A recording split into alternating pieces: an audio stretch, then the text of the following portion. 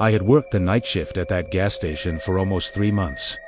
Nothing unusual ever happened until one Thursday at 2:17 a.m.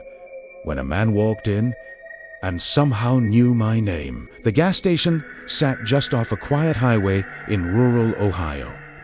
After midnight, the place felt completely cut off from the world. No traffic, no customers, just the hum of the refrigerators and buzzing lights.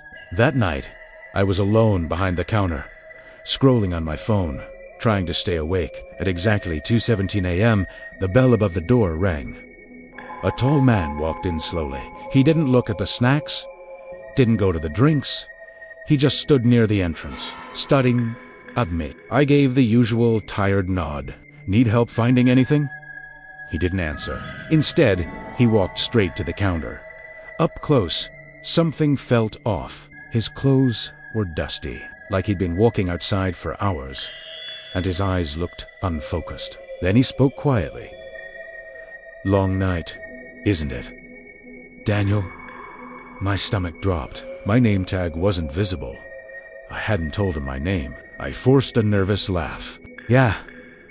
Do I know you?" He shook his head slowly. "No, but I know this place."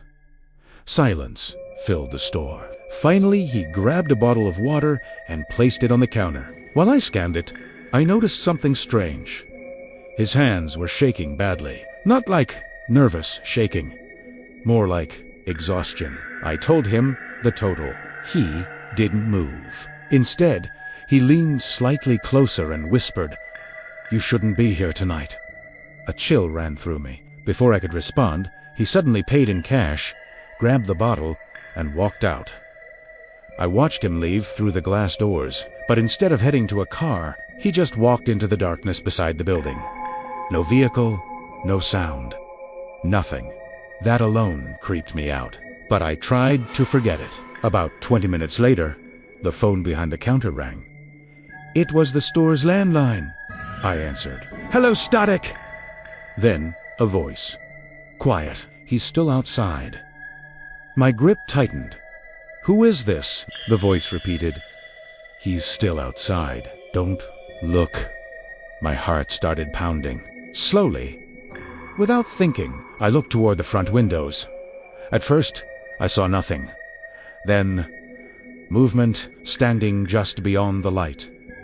Near the side of the building was the same man, completely still, facing the store.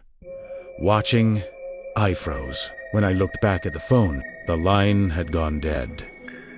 My hands were shaking now. I locked the front door remotely from behind the counter. For the next few minutes, he didn't move, didn't take Homa closer, just stood there, tense suddenly.